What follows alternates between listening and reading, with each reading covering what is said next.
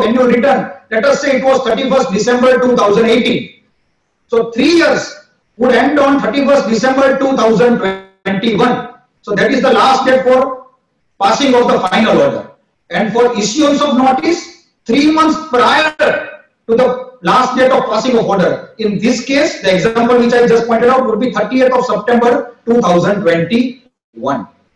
Now next is subsection 3. The subsection 3 covers those cases whereby a so-called notice was issued, proceedings were going on before the proper officer, but during the course of proceedings, it comes to the notice of the proper officer that for certain other period also, either the tax is not paid or not paid, or erroneously refunded, or input tax credit is wrongly availed or utilized, or there is a case of erroneous refund. Now, say for example, for 17-18, so-called notice is issued, proceedings are going on. Now, during the course of proceeding, it comes to the notice of the proper officer that for subsequent years, say 18-19, also the same issue arises, same grounds are there. Then, in that case, he is not required to issue a new so-called notice in form DRC 01, but a simple statement in form DRC 02 would suffice. Let us see subsection 3. It says where a notice has been issued for any period under subsection 1, the proper officer may have a statement, no requirement of issuing a new notice, containing the details of tax not paid or short paid or erroneously refunded or input tax credit wrongly availed or utilized for such period other than those covered under subsection 1. So under subsection 1, different period is covered. If any other period comes to the notice of the proper officer, wherein also same issue is there, same grounds are there, then a simple statement would suffice, wherein he is only required to say that for subsequent year also, on the same grounds, certain tax is recoverable along with interest and penalty. So DRC 01 is the so-cause for a particular period, DRC 02 any other period, same grounds, simple statement would suffice. Subsection 4. Very much clear that the service of statement in form DRC 02 would be deemed to be service of so-cause notice. As I pointed out, the so-cause notice for subsequent period is not required if the grounds of the earlier period are same. So the service of such statement, it will be deemed that as it is a service of notice in form DRC 01, but subject to, there is a rider, subject to condition that the grounds relied upon for such tax period other than those covered under subsection 1 are the same as are mentioned in the earlier notice. So grounds mentioned in DRC 01 and DRC 02 should be same. If the grounds are different, then a statement under subsection 3 cannot be issued. A fresh so-called notice in form DRC 01 under subsection 1 is required to be issued. Subsection 5 is relevant. It permits an assessee to make the payment and buy bills and see to it that proceedings get a closure. Let us see subsection 5. The person chargeable with tax may, before service of notice under subsection 1, or as the case may be the statement under subsection 3. Subsection 1, as I pointed out, DRC 01, subsection 3, DRC 02. So before service of notice, the assessee has an option. What is that option? To pay the amount of tax along with interest payable thereon under section 50 on the basis of his own ascertainment of such tax or the tax as ascertained by the proper officer and inform the proper officer in writing of such payment. So before the issuance of so-called notice or a statement in form DRC 01 or 02, the assessee has an option to pay tax along with interest payable on the basis of his own ascertainment. And once he makes such payment, the subsection 6 says the assessing officer or the proper officer should not serve any so-called notice. Let us see subsection 6. The proper officer on receipt of such payment or receipt of such information. Which information? As pointed out in subsection 5. So once the proper officer is in receipt of the challan, as pointed out in subsection 5, then he shall close the proceeding. He shall not serve any notice, either in form DRC 01 or DRC 02, in respect of tax or paying or penalty payable under the provisions of this act, all rules made thereunder. Now I will point out that when a payment is made by the assessee on his own account, as per subsection 5, that is before service of notice or a statement. Now in that case, as you all know, once you make a payment, only the challan is generated. The challan, the amount which is paid through that challan would be lying in your cash ledger. It is like the amount lying to the credit of your bank account. That amount would not be credited to the coffers of the central government or the state government. So one need after making payment, what the assessee needs to do is to set off that payment, to adjust that payment which is lying in cash ledger against form DRC 03. That may please be noted. DRC 03, if you make a voluntary payment prior to service of notice, if the assessee wants the closure of the proceedings, he can pay tax, he can pay interest.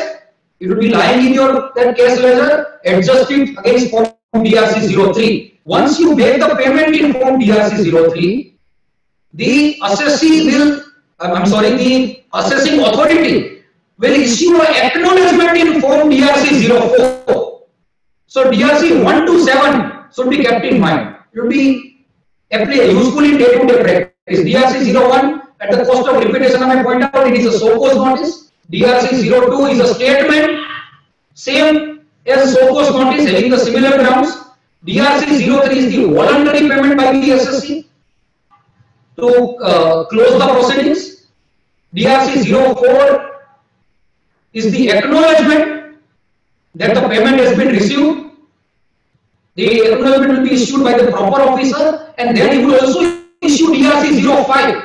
In DRC 05, he would say that the proceedings are closed. It is a form pointing out that the proceedings are concluded. Going further, subsection 7.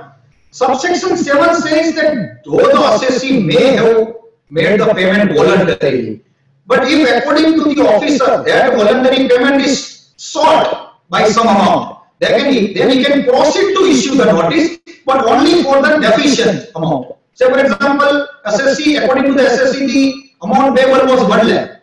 So he made the payment in form DRC 03, DRC 04 is issued, DRC 05 is issued. But according to the proper officer, the amount payable was 1,10,000, say. Then in that case, for remaining 10,000, he can still proceed to issue the SOCOS notice under subsection 1. Now subsection 8. Subsection 5, I already explained that prior to service of notice, if a payment is made. But what if the notice is served? Now subsection 8 says, where any person chargeable with tax under subsection 1 or subsection 3 pays the tax along with interest payable under section 50 within 30 days of issue of SOCOS notice, no penalty shall be payable, and all proceedings in respect of the same notice shall be deemed to be concluded. So far as section 73 is concerned, the assessee has got twin options.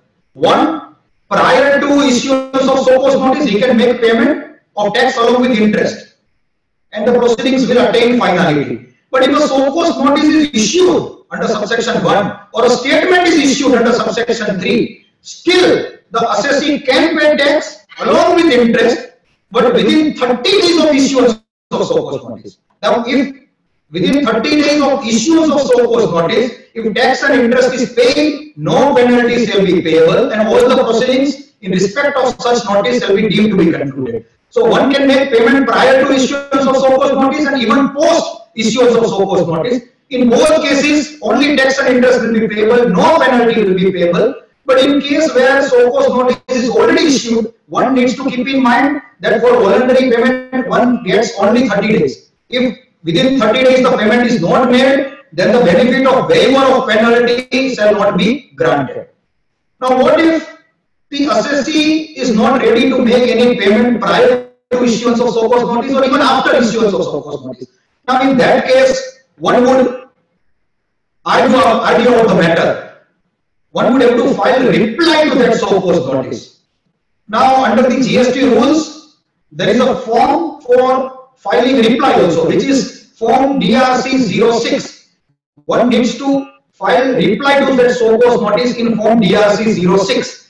Now, subsection 9 says the proper officer shall, after considering the representation which is made in form DRC 06, if any, made by the person chargeable with tax determine the amount of tax, interest and penalty equivalent to 10% of tax or 10,000 rupees, which is higher, whichever is higher, due from such person and issue an order. So as I pointed out, the assessee is not willing to pay voluntarily any amount either prior to issuance of show cause notice or even after issuance of show cause notice, and he decides to contest the matter. He files a reply in form DRC 06, and then the proper officer is under obligation to grant an opportunity of hearing, and he has to pass an order. The order is passed in form DRC 07. The reply, as I pointed out, is in DRC 06, and the order is to be passed in form DRC 07. If no voluntary payment is made, in which case no penalty was payable. But since in this case no voluntary payment is made, therefore the proper officer shall pass an order raising demand of tax, raising demand of interest under section 50 and penalty. But penalty is minor, it is 10% of tax or 10,000, whichever is higher. So 10% of tax or 10,000, whichever is higher. The penalty is limited to that. So far as interest is concerned, interest applicable would be 18% under section 50. As you all know, that in section 50, two rates of interest are there. 18% per annum in normal cases will be applicable to section 73. Hello. And 24% in case where there was a willful contravention. Where there was a willful contravention, then the interest applicable would not be 18%, but it would be 24%. So that I would take up when I am explaining section 74. But so far as section 73 is concerned, the assessee needs to pay tax and interest, which will be 18% per annum as per section 50, and penalty will be 10% of tax or 10,000, whichever is higher. Now subsection 10 is already taken care. The last date of passing of order is 3 years from the due date of furnishing of annual return, and in case of erroneous refund, from the date of issuance of that erroneous refund. Now subsection 11. Subsection 11, it says that in spite of anything contained in subsection 6 or subsection 8. Now even if I make a voluntary payment, now subsection 6, subsection 8, as we already saw, it says that if you make a voluntary payment, no penalty will be payable. But subsection 11 overrides subsection 6 or subsection 8, but to a limited extent. It says that in spite of anything contained in subsection 6 or subsection 8, penalty will still be payable when the amount of self-assessed tax or any amount collected as tax. Self-assessment is already admitted in the returns or otherwise, or the amount is collected from the recipient of goods or services, but it has not been paid within the period of 30 days from the due date of payment of such tax. So admitted tax, self-assessed tax, collected tax, if it is not paid within the period of 30 days from the due date of payment of such tax, then despite the fact that you voluntarily admitted, but still the penalty in that case, in case of admitted tax, would be payable, and that penalty would be 10% of such admitted tax or 10,000, whichever is higher. Now this is all about section 73. Now so far as section 74 is concerned, the title itself says it covers the cases, same cases: determination of tax not paid, determination of tax short paid, erroneously refunded, input tax credit wrongly availed or utilized, having availed wrongly utilized, but by reason of fraud or any willful misstatement or suppression of facts. As I pointed out, subsection 73 did not cover fraud or willful misstatement or subsection or suppression of facts, but section 74 covers those cases specifically. Let us see what subsection 1 says. It is same as subsection 1 of section 73, except in this case the fraud will be pressed into service by the proper officer.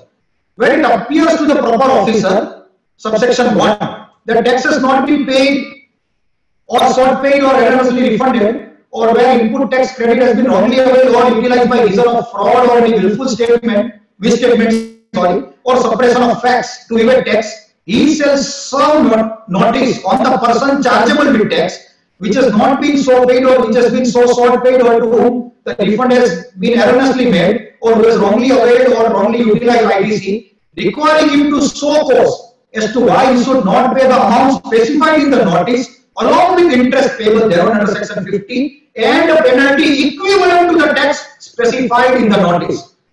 Now, all my friends would appreciate that under subsection 1, under subsection 73, the penalty was 10% of tax or 10,000, whichever was higher. But so far as section 74 is concerned, wherein the element of fraud is pressed into service, the interest under section 50 would not be 18%, but it would be 24%, and the penalty would not be 10% or 10,000, whichever is higher, but penalty would be equivalent to tax, that is 100% of tax. So when fraud is pressed into service, when according to proper officer, the tax was not paid or was shortly paid or refund was erroneously taken by reason of fraud, then in that case a show cause would be issued in DRC 01. Tax would be the tax evaded, but interest would not be 18%, but it would be 24%, and penalty would not be 10% or 10,000, whichever is higher, but it would be equivalent to tax. That may be please kept in mind. Now subsection 2, it deals with the time limit for issuance of notice in form DRC 01. As I pointed out, as far as section 73 is concerned, the time limit for issuance of notice was 3 months from last date of passing of order. But here, since the fraud is pressed into service, the assessee or the authorized representative of the assessee would always argue that this is not a case of fraud. It is a case whereby the claim was made under bona fide belief. Alright, so in that case, higher time limit is allowed because extensive hearing is required to be made whether my case falls under section 74 or section 73. So the time limit for issuance of notice in this case is not 3 months from last date of passing of order, but it is 6 months from last date of passing of order. Again, the last date of passing of order, so far as section 74 is concerned, is not 3 years, but it is 5 years. Let us see subsection 10 straight away. The proper officer shall issue order under subsection 9 within a period of 5 years. Mark here. So far as section 73 was concerned, the time limit for passing of order was 3 years. But here, extended time limit is allowed to the revenue. 5 years from the due date of furnishing of annual return for the financial year to which tax not paid or short paid or input tax credit wrongly availed or utilized relates to or within 5 years from the date of erroneous refund. So last date of passing of final order, so far as section 74 is concerned, is 5 years from the due date of furnishing of annual return, and in case of erroneous refund, it is 5 years from the last date, from the date of the granting of refund. So extended period of limitation in section 73, 3 years, section 75, section 74, 5 years. Time limit of issuance of notice, at least 6 months prior to the last date of passing of final order. Now subsection 3 is same as subsection 3 of section 73. It says where a notice has been issued for any period under subsection 1, the proper officer may show a statement containing the details of tax not paid or short paid or erroneously refunded or input tax credit wrongly availed or utilized for such periods other than those covered under subsection 1 on the person chargeable with tax. So it's very simple that under subsection 1, a show cause notice in form DRC 01 is already issued. The proceedings are going on. During the course of proceeding, it comes to notice of proper officer that for some other period also same issue is there, same grounds are there. Then form DRC 01, show cause notice in DRC 01 is not required. A detailed show cause notice is not required. A simple statement in form DRC 02 would serve the purpose, provided the grounds in form DRC 01 and DRC 02 are same. Coming to subsection 4 of section 74, it says that service of statement under subsection 3 shall be deemed to be service of notice under subsection 1 of section 73. So when a show cause when a statement is issued in form DRC 02, the assessee cannot insist that a so-called in DRC 01 is required to be issued. The statement in DRC 02 would be deemed to be service of statement in form DRC 02 would be deemed to be a service of SOCOS in form DRC 01 under subsection 1 of section 73. Now, so far as subsection 5, here also the assessee has got an option to make voluntary payment. Let us see. The person chargeable with tax may, before service of notice under subsection 1, pay the amount of tax along with interest payable under section 50 and penalty equivalent to 50% of such tax on the basis of his own ascertainment of tax or the tax as ascertained by the proper officer and inform the proper officer in writing of such payment. Now this is very much relevant. There is a difference between section 73 and section 74 so far as voluntary payment is concerned. All of you would have seen that under section 73, if a voluntary payment is made, you need to pay only tax along with interest, that too at the rate of 18% per annum. But so far as section 74 is concerned, if voluntary payment is made prior to issuance of SOCOS notice, then one needs to pay tax along with interest, which would not be 18% per annum but 24% per annum, and also penalty, which would be 15% of tax. Now the question arises that when a voluntary payment is made, there are a lot of litigations on this aspect. If you would see subsection 5, then it says on the basis of his own ascertainment or as ascertained by the proper officer. Now see, on the basis of own ascertainment by the assessee. Now here the problem lies. How? See, on the basis of own ascertainment by assessee means the assessee on his own can never say that I have committed a fraud.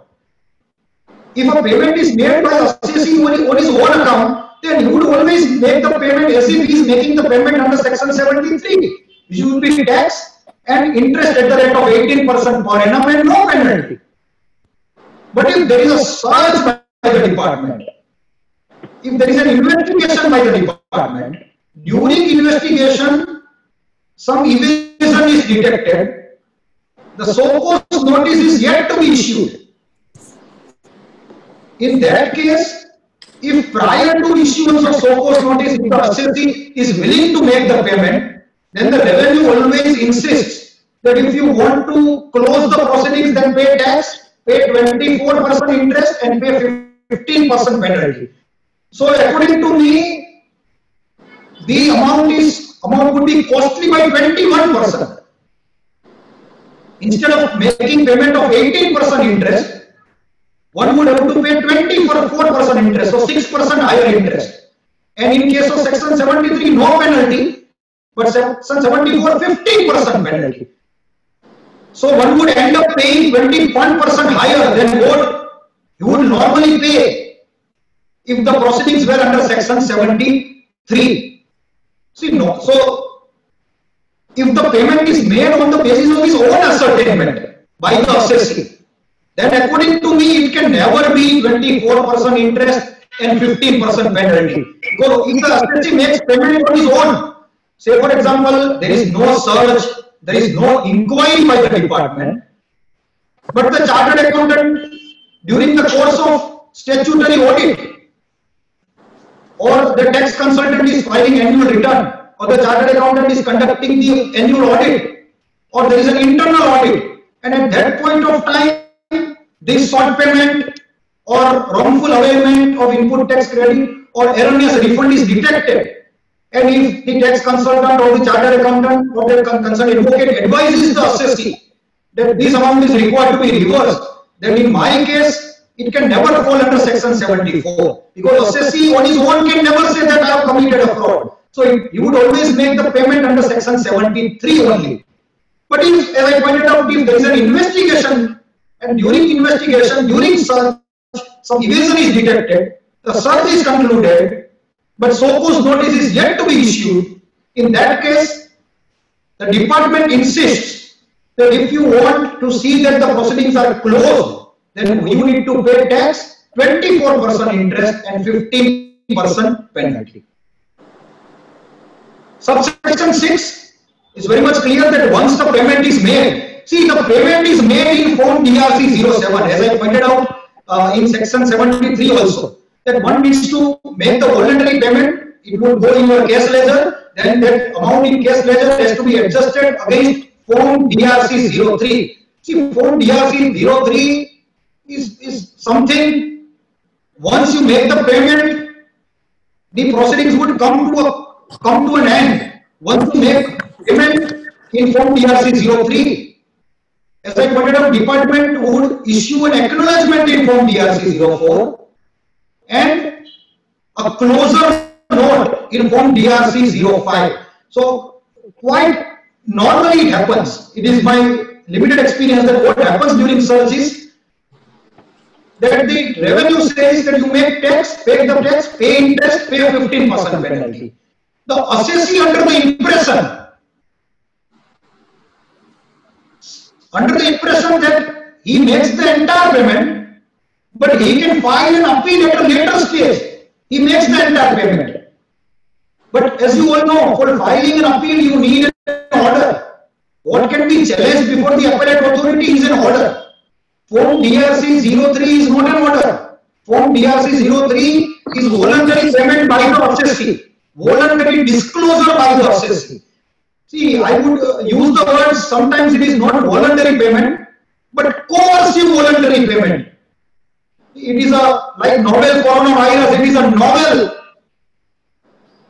term. I mean, I would say it is some novel idea by the department. They would say that it is a voluntary payment, but actually the people on the field would know that it is not a novel, it is not a voluntary payment, but rather coercive voluntary payment. Both are opposite, voluntary and coercive. But it is my experience that assessee always under the impression, in most cases he is under the impression that he is making the payment with his right to challenge the matter before the first appellate authority.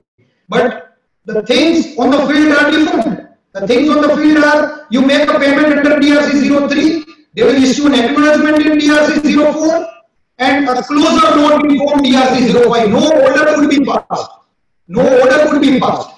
Now in such cases, my advice is that you can, I'm sorry, in this case my advice is that if you want to file an appeal, never make the payment in DRC 01. The provisions are totally different. Under the value-added tax, under the Gujarat value-added tax, as we all know that if there is a search, just for closure, just to see that officer leave the premises, the assessee hands over the check, the assessee makes the entire payment, later on the assessment orders are also passed, but the demand raised would be nil because the entire payment of tax, interest and penalties made. But despite that, that order can be challenged before the first appellate authority and later on before the tribunal and High Court as well as Supreme Court. And if one would succeed, so far as that Gujarat VAT is concerned, they would get refund also. Because under the VAT Act, there was no such provisions that you make the payment. Under VAT Act, there are no such provisions that you make payment, but voluntary payment, entire payment is made, but still the assessment order is passed. In that case, despite making entire payment just to buy peace, just to see that officers leave the premises and the search comes to an end, order is later on passed. I have come across cases where even appeals are filed and later on even assessees have succeeded before the tribunal to a great extent. And even the refund have been issued to the assessee, despite entire payment were made during the time of search. Refund along with interest. But the GST Act is totally different. If you are making payment voluntarily, the amount is lying in cash ledger, no difficulty. But nowadays even department is aware that amount lying in cash ledger has nothing to do. If they want the amount to the credit of the coffers of the central government or state government, that amount which is lying in cash ledger is required to be adjusted against form DRC 03. And once DRC 03 is issued, the chapter comes to an end. Your tax, your 24% interest, your 15% penalty is over. You will have to debit it to your trading account or your P&L account. It will be your cost. You cannot file an appeal. I have even come across cases wherein a statement is recorded during the time of search that I am making voluntary payment. I am adjusting it against DRC 03, but with the right to file an appeal. Now this is totally nonsense. Once you are making payment against DRC 03, see, you cannot say that my right to file an appeal still remains. Your right to file an appeal cannot violate the statutory provisions. Your right to file an appeal cannot override what is provided under the provisions of the Goods and Services Tax Act. Your right to file an appeal is there provided you contest the matter. If you want to contest the matter, as I pointed out, file a reply in Form DRC 06, attend the proceedings, let the officer pass an order in Form DRC 07, and the DRC 07 is the order which can be challenged before the appellate authority. DRC 03 cannot be challenged. So this needs to be kept in mind. If you want to contest the matter, don't adjust the payment in DRC 03, or rather don't make the payment at all, contest the matter. The department may say that if you want to contest the matter, then you will end up paying 100% penalty and not 15% penalty. That is true. If your case is weak, if you are very much sure that in future you are not likely to succeed, then this opportunity should be taken to pay tax, 24% interest and 15% penalty, and you can buy peace and let the proceedings come to an end. But if you are willing to contest, if you have a good case on merits, if your claims are bona fide, then you can always contest the matter. But in that case, payment in Form DRC 03 should not be made. At this stage, I would also like to address that what if payment is already made under a mistake? You made the payment, you did not know that Form DRC because it is a new law. Everyone is studying. Earlier I have come across cases whereby the goods are stopped at the check post. We make the payment, we generate a challan, and the goods are released. And the amount lying in cash ledger is adjusted against some other payment. Because the amount lying in cash ledger is your own amount. It does not go to the credit of the revenue. So earlier, even if the amount was lying in cash ledger, the goods were released. But even the department is aware. Now they are also insisting that Form DRC 03 should be generated, and thereafter, or they are passing the order in DRC 07, adjusting the amount lying in cash ledger against DRC 07, and thereafter they are releasing the payment. Releasing the vehicle along with goods.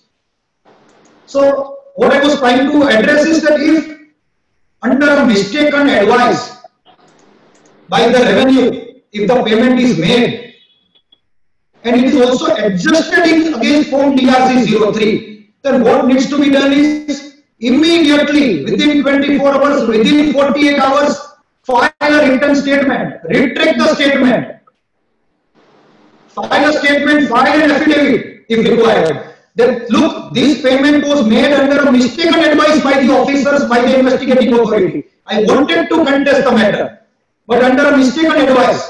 See, in my statement also I have stated that my right to appeal is there. The officers told me that even if you make the payment, your right to appeal would be there. They gave me wrong advice. But later on I consulted some advocates and I came to know that when payment is made in DRC 03, appeal cannot be filed. So immediately within 24 hours, within 48 hours, file a statement, file an affidavit, retract it. And thereafter, let us see what happens. If the revenue passes the order accepting your statement, then you can file an appeal. But if the revenue does not pass any order, then you can file a writ petition before the Gujarat High Court and point out that under a mistaken legal advice, under a mistaken advice by the revenue officers, you made the payment, but within 48 hours, you had retracted that payment. Now, in that situation, you can always argue before the Honorable Gujarat High Court or the jurisdictional High Court that I am not asking for a refund. Let the amount lie with the revenue. I am not asking for a refund. Let the tax, let 24% interest, let the penalty lie with the revenue, as it was happening under the VAT Act. But let them pass an order. Let them pass an order. I want to challenge it before the appellate authority. And if I succeed, I would get a refund. If I don't succeed, the amount would lie with the revenue as it was already lying. So this is my role. If you know the law, don't make the payment at all. But some mistake is committed by the SSC. Sometimes it happens that if there is a search by DGTI, Director General of GST Intermediaries, or even by our state GST, sometimes they are not allowing the tax consultants or chartered accountants or advocates to participate in the proceedings. Now in that case, your client might not know the law. He might make the payment, he might even generate DRC 03, and subsequently it comes to your notice. The first thing which is required to be done is immediately retract. Immediately say that this was under coercion. The voluntary payment was made under coercion. If it is immediately retracted, in future, if a petition is filed before High Court, the chances of success are much more larger than the normal cases. If after 5-6 months you are saying that this was a mistaken payment, then even Gujarat High Court or any other appropriate High Court might not come to the rescue of the assessor. So this was all about DRC 03. Now coming back to section 76, subsection 6 of section 74. As I pointed out that if the payment is voluntary made, tax, interest and penalty 15%, no notice should be served, proceedings would come to a conclusion. Subsection 7 is also very clear that voluntary payment is made, but that payment is sought. According to revenue, it was 1,10,000, but you paid only 1 lakh. So for remaining 10,000, he can still issue a SOCOS in DRC 01. Now subsection 8. See, in section 74, you get 3 options. First option is make payment prior to issuance of SOCOS. Second option is make payment after issuance of SOCOS, and third option you get is make payment after issuance of order. So if you make the payment prior to issuance of SOCOS, tax, interest and 15% penalty, but as per subsection 8, if you make payment after issuance of SOCOS, but within 30 days of issuance of SOCOS, then instead of 15% penalty, you need to pay 25% penalty, and the proceedings would come to a closure. So subsection 8 is good. At the time of investigation, if the assessee is not sure whether his claims are bona fide or not, and he needs to consult his advocates, then in that case, he should ask the authority to proceed with the matter. He should ask the authority to issue SOCOS in form DRC 01. And after issuance of form DRC 01, you still have an option to pay tax, interest and 25% penalty. So before issuance, the penalty was 15, but after issuance, the penalty is 25. You will end up paying 10% higher. That is true, but you will get a chance to, the assessee will get a chance to consult experts in this regard, and if they want to file an appeal, they can proceed with the matter. But if they are of the view that the case is weak, then they can take this option. Instead of 15% penalty, they will have to pay 25% penalty. But what is important is within 30 days of issuance of SOCOS notice. If you want to close the proceedings, within 30 days this payment needs to be done. As you all know, payment in DRC 03, acknowledgement in form DRC 04, and the final conclusion of proceedings in DRC 05. Now subsection 9. If the assessee is not willing to make voluntary payment, either before issuance of SOCOS or after issuance of SOCOS, then in that case, you need to file reply in form DRC 06, contest the matter.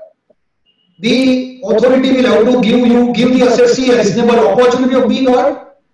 After considering the representation, the officer may drop the proceedings or may convert this section 74 case into section 73 also. Mind well, after considering the representation, either the proceedings may be dropped at all. The officer may accept the reply and drop the proceedings, or if he is convinced that this is not a case of fraud, then he would switch over to section 73 or if he does not accept the reply by the assessee, then he will pass the resultant order in form DRC 07, which can be appealed before the first appellate authority as per section 107 of the Goods and Services Tax Act. But in that case, the payment would be, in that case, the liability would be tax. The liability would be plus 24% interest plus 100% penalty, as it is already made clear in subsection 1. It is already made clear in subsection 1 why he should not pay amount specified in the notice, along with interest payable under section 50 and a penalty equivalent to tax. Now, one more option the assessee gets so far as section 74 is concerned. The first option was 15% penalty prior to issuance of SOCOS, 25% penalty after issuance of SOCOS, and 50% penalty after passing of final order. Please see subsection 11. Where any person served with an order in DRC 07 pays the tax, it means he does not file an appeal. If he pays the tax along with interest and a penalty equivalent to 50% within 30 days of communication of the order, all the proceedings in respect of the said notice shall be deemed to be concluded. So you get, so far as section 74 is concerned, the provisions are to some extent even beneficial to the assessee. Prior, at the time of investigation also, you have an option to pay 15% penalty and close the proceedings.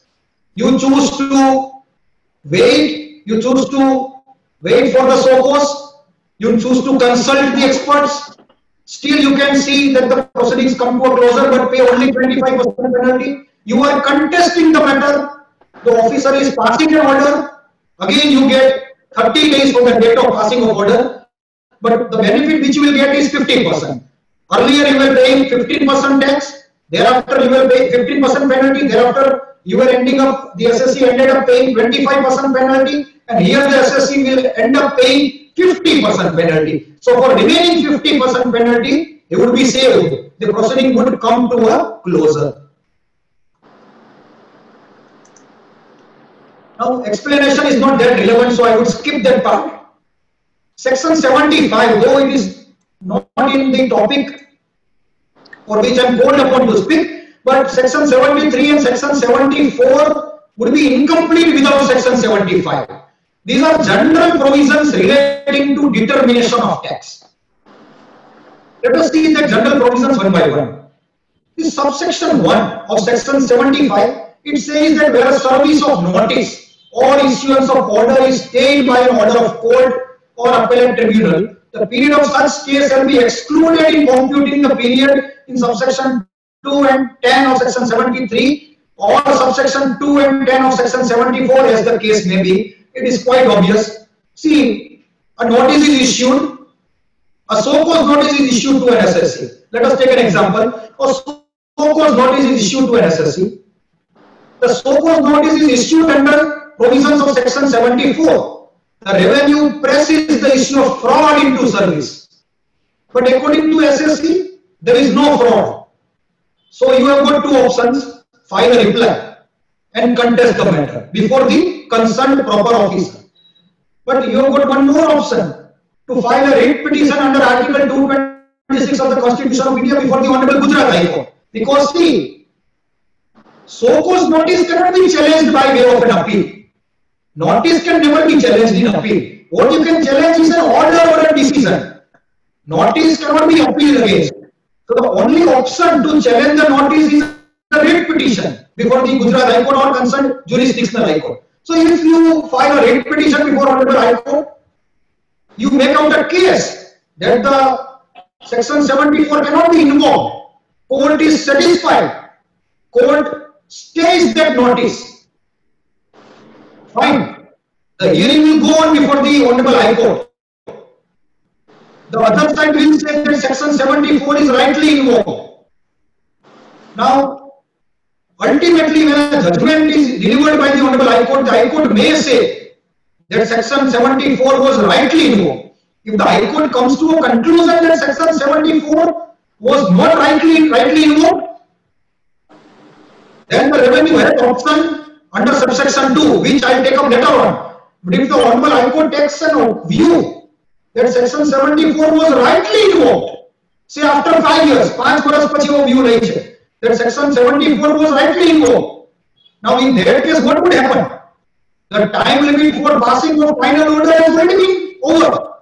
As you all know, there is a time limit of 3 years from the due date of annual return or the date of erroneous refund, and time limit of 5 years from the due date of annual return or the date of refund under section 73 and 74 respectively. But take a case where a so cause notice is issued, a petition is filed, a notice is stayed,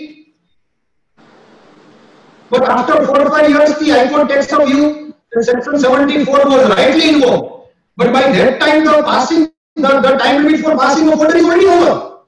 But still subsection 1 gives relief to the revenue that the time limit during which the stay was in operation would be excluded in computing the period specified in subsection 2 and 10 of section 73 or subsection 2 and section 10 of section 74 is the case may be. In short, similar provisions are there under the Income Tax Act. Those provisions were there under the Gujarat VAT Act also. You would find under the Service Tax, that is Finance Act 94, under Central Excise Act, everywhere. So it is quite obvious. If a stay is given by the tribunal or court, then the time limit during which the stay was in operation, that has to always be excluded. Now take a case, subsection 2. Take a case whereby the appellate tribunal or the High Court takes a view that section 74 was wrongly invoked. And so cause ne रद्द करना है. You filed a petition challenging the so cause.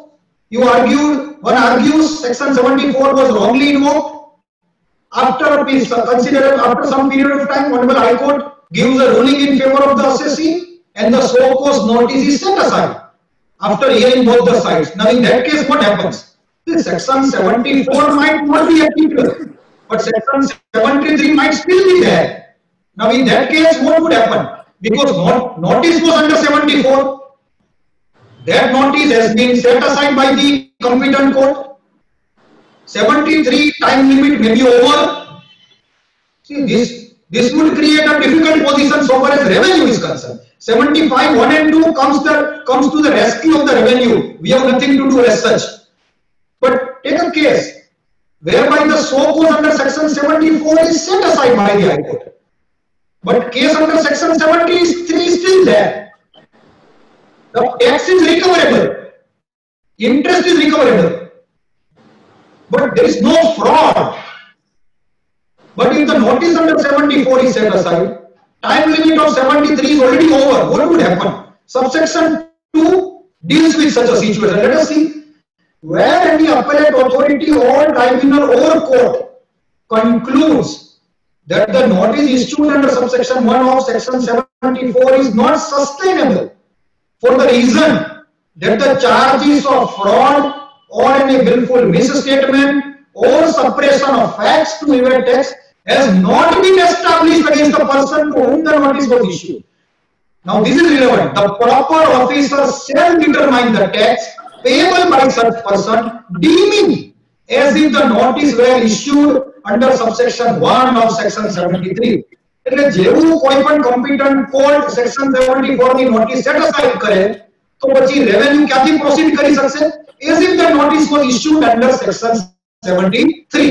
તો section 73 માં proceed કરશે. Time limit તો હજી છે કેમ કે stay નો જે period છે એ subsection 1 થી exclude કરેલો છે. So time limit for passing of final order is still there, but in that case final order is required to be passed as per section 73. And if the final order is passed under section 73, everyone would be clear now. Tax 18% interest and maximum 10% penalty or 10,000, whichever is higher. Next is subsection 3. This is a case whereby not the so cause notice, but the final order is challenged before the appellate authority or appellate tribunal or a court. The final adjudication, DRC 07, that order is challenged. Either you file an appeal before the first appellate authority or second appeal before the appellate tribunal or a tax appeal before the High Court or a writ petition before the High Court. You file an appeal and for some reasons that order is set aside, but not set aside for all times to come. Set aside on the grounds that there is a serious violation of the principles of natural justice. In that case, as you all know, that order will be set aside, but the revenue is given a fresh opportunity to pass the order. Remand. The matter is remanded. It is not set aside for all times to come. The order is set aside, but the revenue is given an opportunity to pass a fresh order. The matter is remanded back. Now, if the matter is remanded back, what would be the time limit that is provided in subsection 3? The fresh order would be required to be passed within 2 years from the date of communication of the order. The High Court may pass an order today, let us say 7th of August 2020. The order is communicated to the revenue on 1st of September 2020. Then within 2 years from 1st of September 2020, the fresh order is required to be passed. Similar provisions are there under the Gujarat VAT Act also. Section 34 proviso, if I am not wrong, this is a proviso to section 34 of section 9 or 10. Fresh order is required to be passed within 2 years. Under the Sales Tax Act, Gujarat Sales Tax, the fresh order was required to be passed within 3 years. Under the VAT, fresh order is required to be passed within 2 years. And under the Goods and Services Tax, fresh order is required to be passed again within 2 years. But Sales Tax and VAT are different within 2 years from the date of order. Here it is 2 years from the date of communication of the order. That should be kept in mind. So it is better that High Court must communicate better if you have a copy, you should communicate it to the concerned authority well in advance. So the period of 2 years would start running. The limitation would start running. Next is opportunity of hearing shall be granted. Obviously, principles of natural justice are required to be followed. If you file a written reply in DRC 06 and if the authority is willing to drop the proceedings, alright, in that case, hearing might not be required. But if the adverse decision is contemplated, hearing should be granted. The principles of natural justice should be followed with. Subsection 5, obviously, if the assessee or his authorized representative seeks adjournment should be granted. Proviso is very much important. The word usually sell. Adjournment is not more than 3 times. Adjournment should be granted not more than 3 times to a person during the proceeding. So it cannot exceed 3 adjournments. That should be kept in mind. If the revenue is willing to give you more adjournments, well and good. But so far as assessing is concerned, your right for adjournment is maximum 3. Next is subsection 6. Proper officer in his order shall set out the relevant facts and the basis of his decision. Obviously,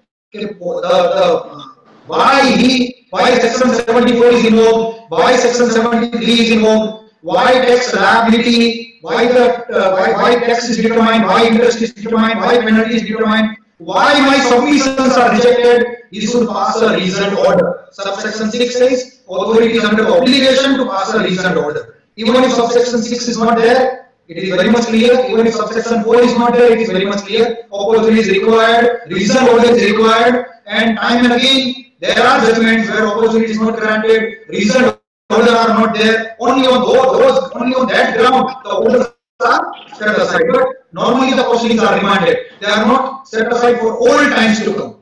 Now subsection 7 is relevant. This is also, even if subsection 7 is not there, there are rulings of the various courts. It says that amount of tax, interest and penalty demanded in the order shall not be in excess of the amount specified in notice, and no demand shall be confirmed on the grounds other than grounds specified in the notice. So cause notice में जे tax and interest and penalty J demand करेली है, either in DRC 01, so cause or statement in DRC 02. The final order, in short, the final order cannot go beyond the so cause. The final order cannot go beyond the statement. The final order cannot go beyond the grounds specified in the notice. Right? Next is where the subsection 8, where the appellate authority or appellate tribunal or court modifies the amount of tax. Now this would normally happen in appeal, not in a writ petition. You file a first appeal before the first appellate authority, you file before the tribunal which is yet to be constituted, and or a tax appeal is filed before the Gujarat High Court on substantial questions of law. The appeal is allowed or partly allowed, and the tax amount determined by the authority is modified, because if any of the ground of appeal is allowed, the tax amount, obviously tax amount would get modified accordingly. So if the tax amount is modified, the amount of interest and penalties shall also stand modified accordingly. That is also obvious. Next is subsection 9. See, whether the interest on tax short paid or not paid, whether the interest on tax not paid or short paid, whether it is specified in the order or not, that is required to be paid. It is already taken care that whether whether it is referred to in the SOCOs or not, whether it is referred to the interest on admitted tax, interest on tax collected but not paid within 30 days is automatic. Next is subsection 10. Adjudication proceedings shall be deemed to be concluded. Now this is relevant. A SOCO is issued under section 73 or a statement under section in DRC 02, whether under 73 or 74. But the final order is not passed within the outer limit of 3 years or within the outer limit of 5 years. Now in that case, the adjudication proceedings shall be deemed to be concluded. No order can be passed. The period of limitation is over. They will have to issue a conclusion order in form DRC 05. And even if they do not issue, it is deemed, the proceedings are deemed to be concluded by virtue because they are time barred. Now subsection 11. Subsection 11, identical provision, not much identical but somewhat identical, you would find in section 84A of the Gujarat Value Added Tax. Section 84A of the Gujarat Value Added Tax Act, which was inserted at the time when GST Act was implemented, but it was given retrospective effect from 1st of April 2006. Several petitions were filed, including that of Reliance Industries before the Honorable Gujarat High Court, challenging the virus of section 84A. That section 84A is unconstitutional, it is manifestly arbitrary, and so on and so forth. It was argued prior to lockdown, fully argued, but during the lockdown period, the judgment was delivered by the Honorable Gujarat High Court, and section 84A of the Gujarat VAT Act was struck down on the ground that it is unconstitutional, it is manifestly arbitrary, and so on and so forth. But subsection 11 of section 75, I don't know whether it would survive the constitutional test in future or not, but as of today I would say that 84A would not be applicable as it is, because there is certain difference. Some difference is there between 84A of the VAT Act and subsection 11 of section 75. Let us see what subsection 11 says. It says that an issue on which appellate authority or the appellate tribunal or the High Court has given its decision. The decision is given, but that decision is prejudicial to the interest of revenue. In short, the decision is not accepted by the revenue. They are willing to contest the matter before the higher forum, or they already filed an appeal before the higher forum. But in some other proceeding, an issue on which appellate authority or appellate tribunal or High Court has given its decision, the decision is not in favor of the revenue, but in some other proceedings. And an appeal is filed by the revenue to the appellate tribunal or the High Court or the Supreme Court against the decision of appellate authority or appellate tribunal or the High Court, and that decision is pending. The period spent between the date of decision of the appellate authority and the appellate tribunal or the date of decision of appellate tribunal and that of High Court, or the date of decision of High Court and that of the Supreme Court shall be excluded in computing the period referred to in subsection 10 of section 73 or subsection 10 of section 74. So to sum up what this subsection 11 says, in some other proceedings, see, it is not said that some other proceedings pertaining to the very assessee. It can be in some proceedings pertaining to different assessee also. Some proceedings were going on against some different assessee or the same assessee. Ruling is given by the appellate authority, ruling is given by the tribunal, ruling is given or by the High Court. The revenue does not accept that decision. The revenue chooses to challenge the matter before the higher forum. Say appellate authority no decision હોય તો tribunal no decision હોય તો High Court no decision હોય તો Supreme Court. Revenue chooses to challenge and the decision is yet pending. In that case, see, future માં decision revenue ની against આવે તો કોઈ issue જ નથી. But in future the decision comes in favor of the revenue. Now in that case what would happen? What about other proceedings? Forget this proceeding. આ proceeding માં તો જે appeal છે એ proceeding માં તો High Court, Tribunal, Supreme Court જે decision આપશે, the officers and the assessee would act accordingly. But what about other proceedings pertaining to same assessee or other assessee? કેમ કે High Court માં, Supreme Court માં tribunal matter pending હોય તો same assessee may say that keep the proceedings pending, or department on its own may keep the proceedings pending to avoid the multiplicity of proceedings.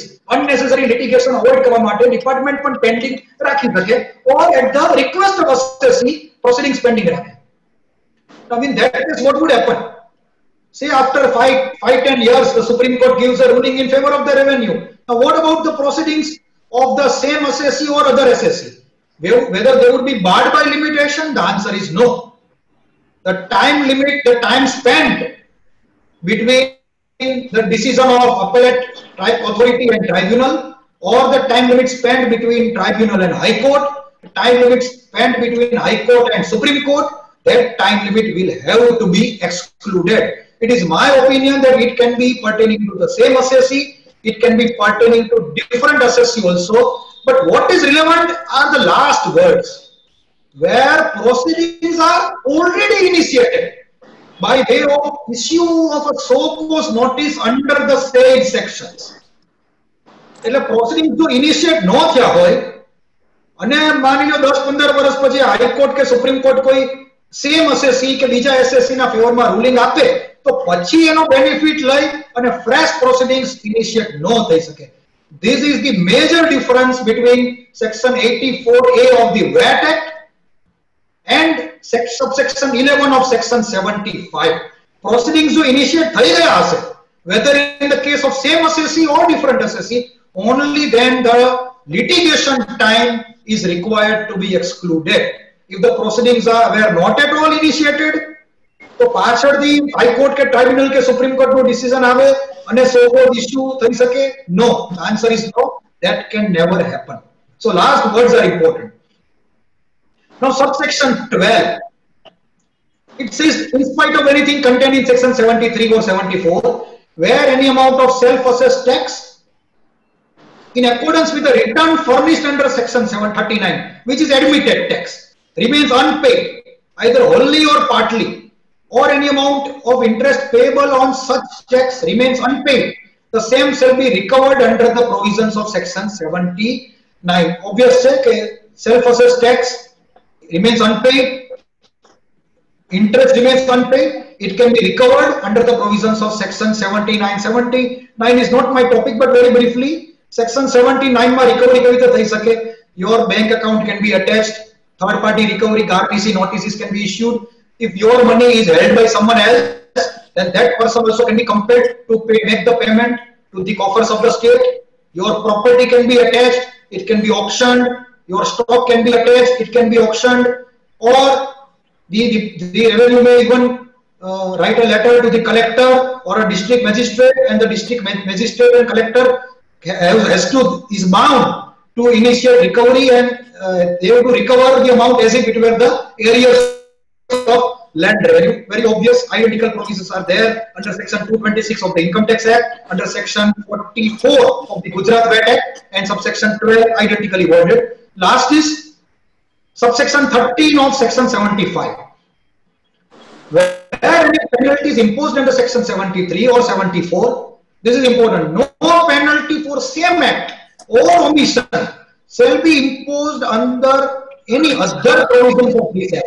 See, under the Service Tax Act, Service Tax Law, Finance Act 94, Chapter 5, how about the issues that section 76 ni penalty, 77 ni penalty, 78 ni penalty, whether all the penalties can be imposed simultaneously or not. Under the VAT Act also we have such provision, whether 34 subsection 7 and 34 subsection 12 can be invoked simultaneously.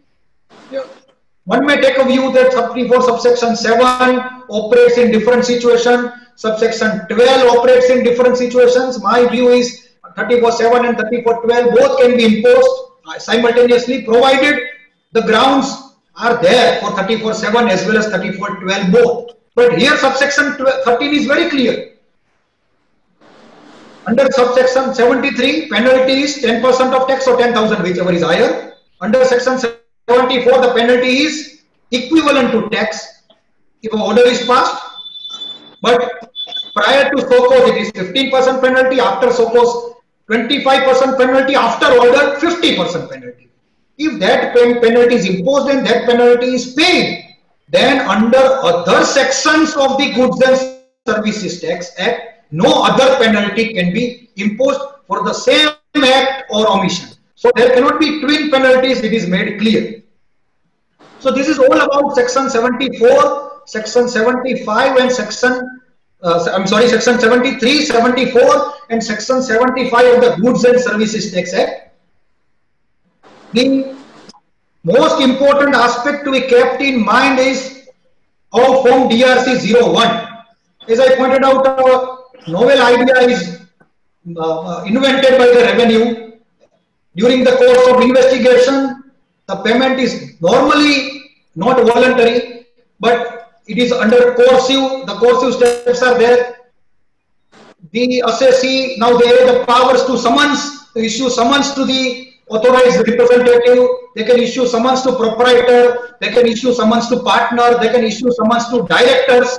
Under section 70 of the Goods and Services Tax Act, the department has the powers to arrest.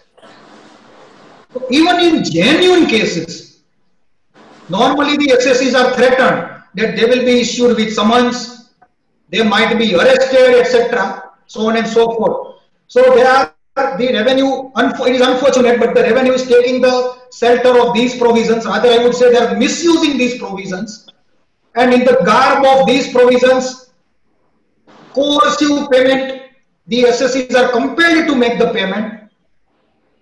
If the situation stops there, if the coercive payment is taken and if they leave the premises, I have no difficulty. Most of the consultants would have no difficulty. Assessees also might be happy that they have left the premises. But what happens is that, as I pointed out, the revenue insists that this payment in your case letter should be adjusted against Form DRC 03, which is a voluntary payment. But as I pointed out, it is not a voluntary payment, it is a coercive voluntary payment. Now, once DRC 03 is filed, as I pointed out, the proceedings would come to an end, no appeal can be filed, the amount would have to be debited to your profit and loss account, and the matter would come to an end. But the only advice in this connection is that under mistaken advice, if the payment was made, immediately retract the statement, tell them to pass an order, let the amount lie with the revenue. We are not seeking refund. Let the amount lie with the revenue, let them pass an order in Form DRC 07, let them adjust that amount in DRC 07, and let the assessee be given a chance to file an appeal. If the assessee succeeds, you get the refund along with interest at the rate of 6% per annum. Otherwise, the amount was already with the revenue. And in case revenue is not acceding to your request, the only option is to approach the jurisdictional high court by way of a writ. It should be pointed out that this was a coercive voluntary payment. Immediately it was retracted. These are the facts, and I'm sure the Honorable High Court would come to the rescue of the SSC. Now coming to next topic, the first appeals under section 107 of the Goods and Services Tax Act.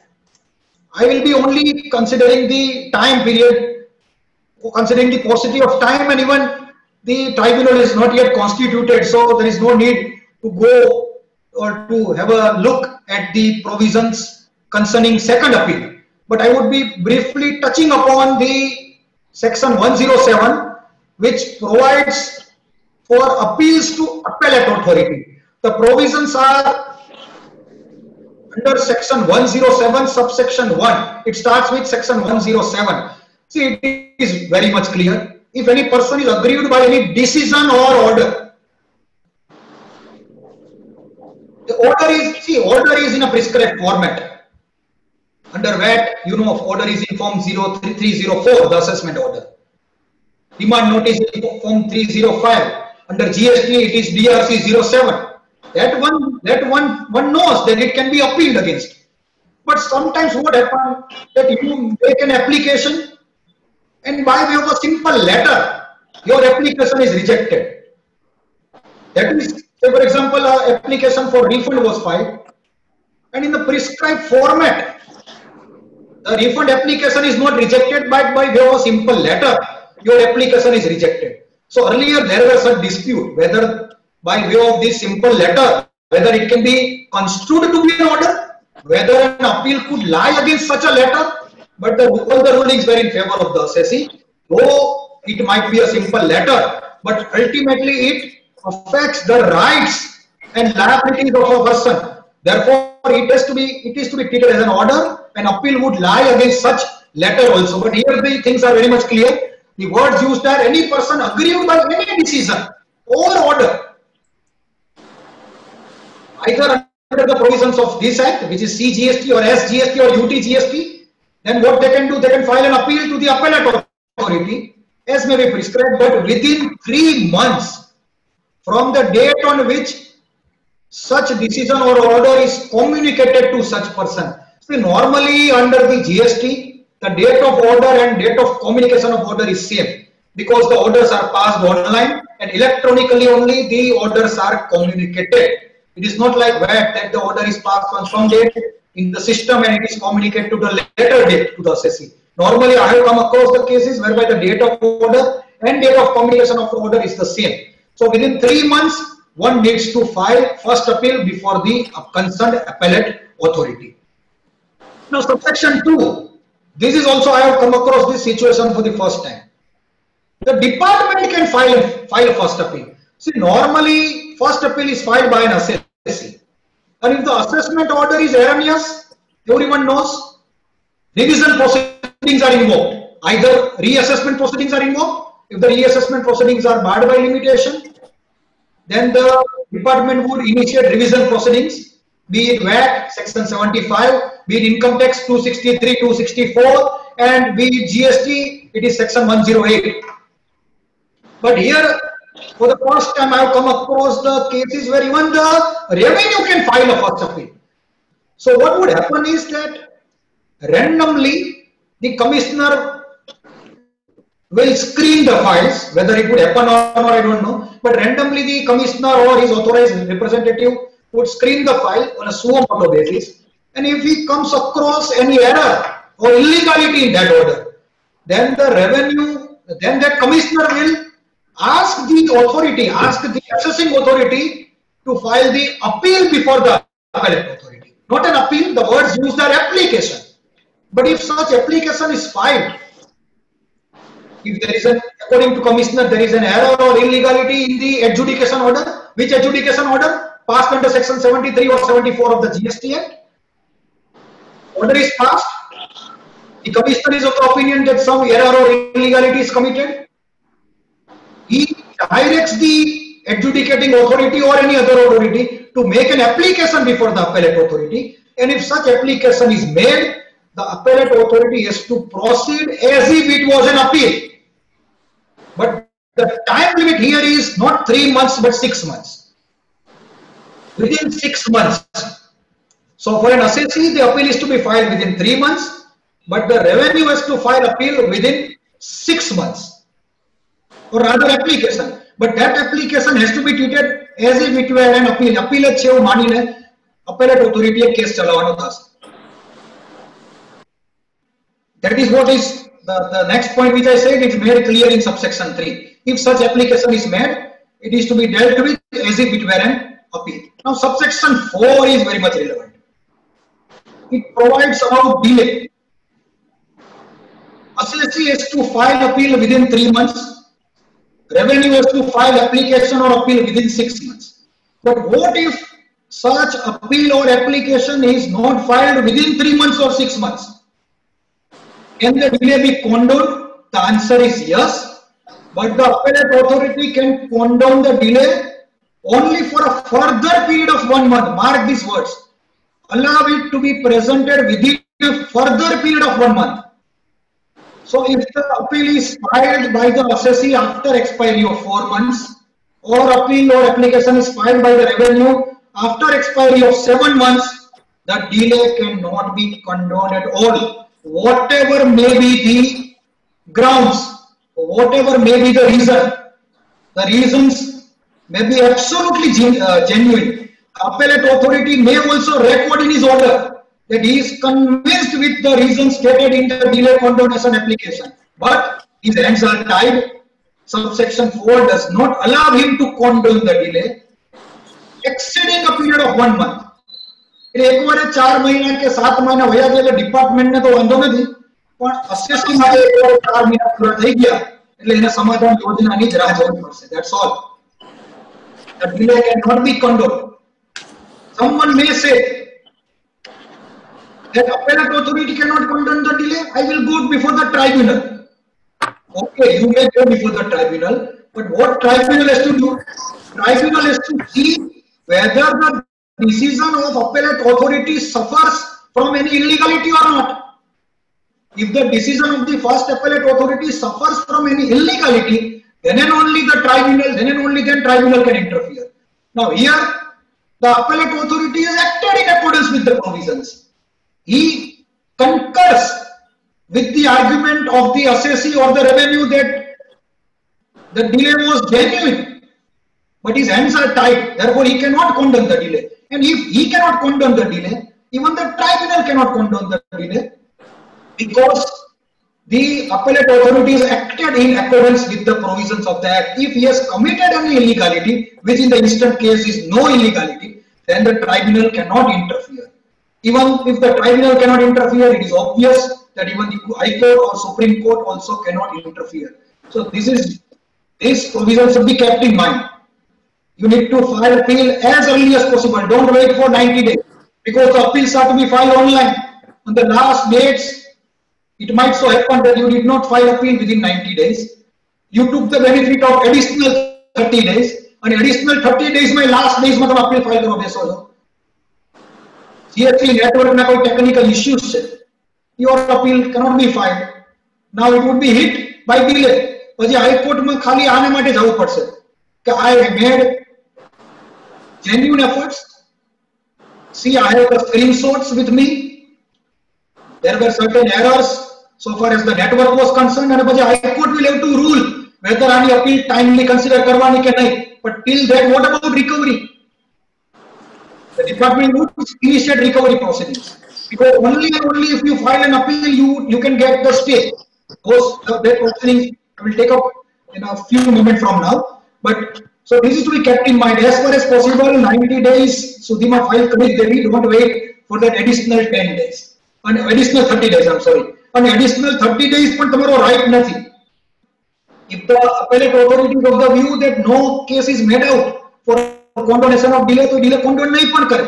તો પછી તમારે tribunal જવું પડશે only for that delay portion. And tribunal is not yet constituted anywhere, right? Even the national tribunal is not constituted. Forget state benches or the area benches.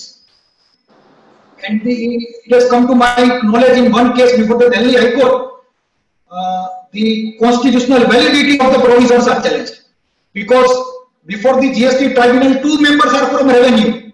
One is technical member state, one is technical member center. only one member is from judiciary. So the view, majority view 2:1 will be of the revenue. And in our constitutional structure, as you all know, separation of powers are there. The majority view cannot be of the revenue. So one tax bar association had challenged these proceedings before the Honorable Delhi High Court, and the bench of Justice Muralidhar had directed the central government that no appointment shall be made to the national bench of the tribunal or the state bench or the area bench without taking the permission of the Delhi High Court. That order still remains in operation. So without the permission of the Delhi High Court, the matter is pending for final hearing. The pleadings are over. The matter is pending for final hearing. So without the express leave of the Delhi High Court, the central government is directed not to make any appointment. So that battle is also going on. Advance ruling upon a situation. Both the members, technical members, are of the revenue. One member is from the State Department, one member is from the central government. And you know the rulings which have come during this lockdown or even after that lockdown. Most of the rulings, within statutory period of 90 days, the rulings were to be given. Those rulings were not given. વચ્ચેના પીરિયડમાં લોમાં amendment આવી ગયા, બીજા authority of advance રૂલિંગના judgement આવી ગયા, and you have come across several judgments which even the national media has taken note of. One about the interest on PPF, one about international transactions. I purchase goods from a foreign country and sell goods to another foreign country. Everyone knows that that cannot be subjected to tax under the Goods and Services Tax Act. But still, the subsection 1 of the GST Act says that it extends only to enter India, including the state of Jammu and Kashmir. It cannot extend to international territories. Even there is a Schedule 3. By way of an amendment in Schedule 3, these transactions outside the territory of India are exempted. But unfortunately, the appellate authority has not taken note of these things, and the rulings which have come, they are troubling to everyone, not only in the state of Gujarat, but even in other states. Now let us see whether appeal is filed, and let us hope for a favorable decision at some later point of time. But the thing which I was trying to point out is the appeals are to be filed online. So nothing like that can happen. You need to see that appeal is filed very much within the time limit. If there is a genuine grounds of delay, the appeal cannot be filed beyond 30 days. Even if the delay is genuine, appellate authorities' hands are tied. Tribunal, High Court, no one can condemn the delay. So what? Now in that situation, what? Either, as I pointed out, you've got two options: wait for the amnesty scheme, or one more option is file an writ petition before the Gujarat High Court. Now, identical provisions were there under the, identical provisions were already there so far as those who are practicing under Central Excise Act or under the Service Tax, they know that identical provisions were already there in the Excise and Service Tax law. That whether a delay beyond a particular date can be condoned or not. But there were divergent views of different authorities. Therefore, a larger bench was constituted. The judgment is on the screen. Larger bench was constituted, headed by Justice Jayant Patel. In the case of Panoli Intermediate, the Special Civil Application 18542 of 2014, along with SCA 13530 of 2014, a larger bench was constituted, and on 13/3/2015, a decision was rendered by larger bench. Now see, these were the questions which were formulated. Larger bench માં જ્યારે matter જાય ત્યારે આખું judgement ન હોય. Larger bench માં જે questions refer થયા છે એટલા પૂરતું જજમેન્ટ આપે. So these were the three questions which were formulated for decision by the larger bench.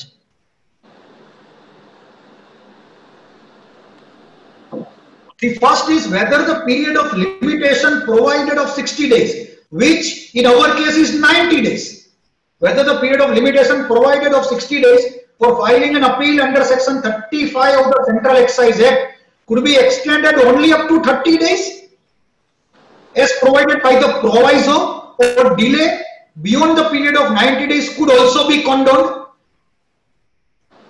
The provisions are same except એમાં પણ delay 30 days નો condone થતો તો આપણે પણ 30 days નો condone થાય છે, but ત્યાં limitation period was 60 days.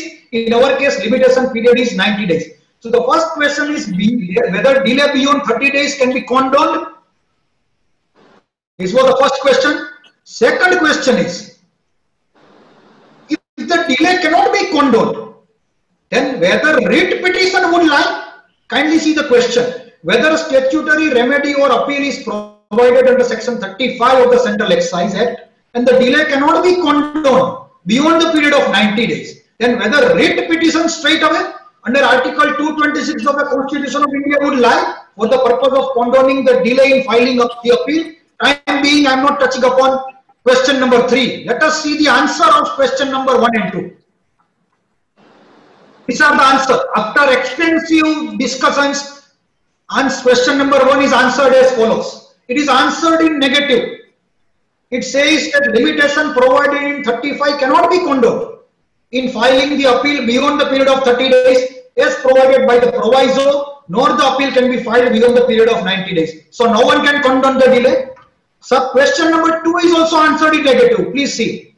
Second question is also answered in negative to the extent that petition under Article 226 of the Constitution would not lie for the purpose of condonation of delay in filing the appeal. कोई पण genuine reason होय, the High Court may say that we are with you, the Supreme Court may say we are with you. The reasons for delay are very much genuine. High Court may issue a certificate also that we are issuing a certificate that your reasons for condonation of delay are genuine, but the hands of the authorities are tied. They cannot condone the delay beyond 30 days. Now only answer remains is, now only the question which remains is, delay to condone not thato, but adjudication order straight away challenge thai. Whether if the statutory remedy or appeal under section 35 is barred by the law of limitation, whether in a writ petition under Article 226, the order passed by the adjudicating authority could be challenged.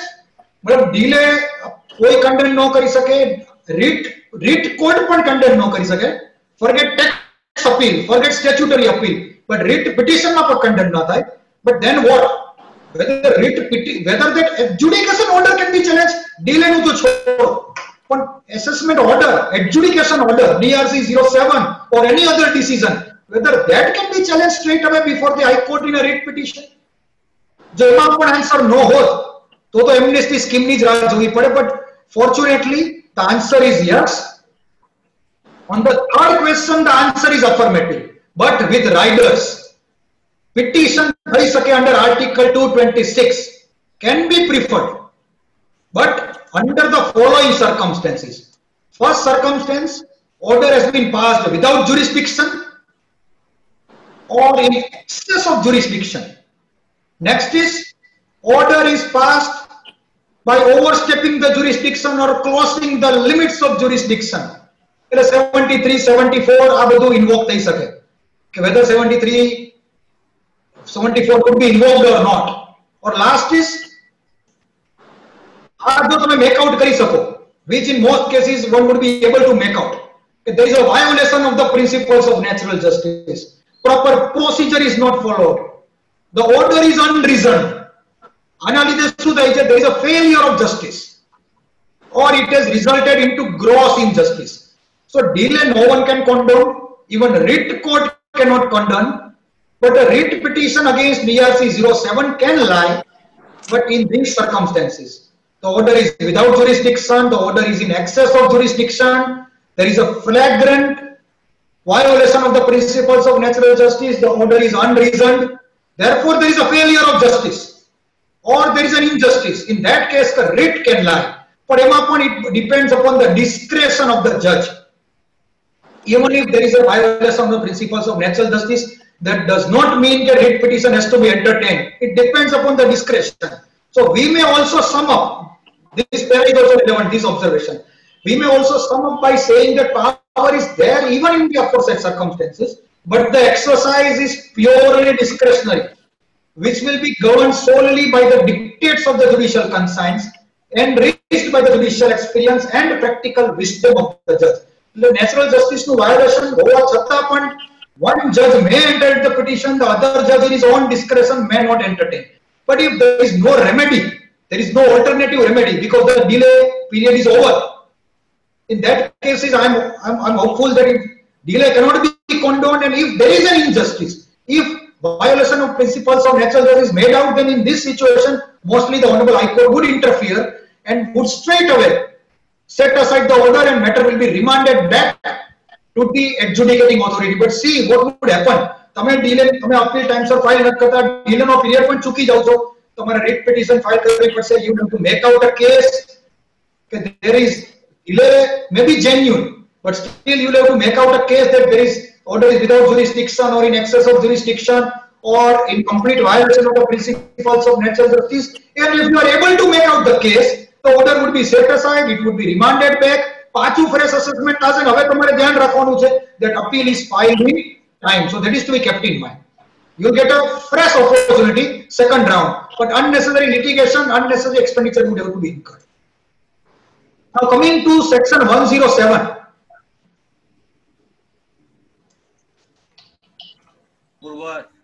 That's why I said I will take some 5-10 minutes if no difficulty. If there is no difficulty, I will take up 5-10 minutes and complete section 107. Right, sir. 5 minutes, okay, sir. No problem. Subsection 5 is okay. 4 we already discussed.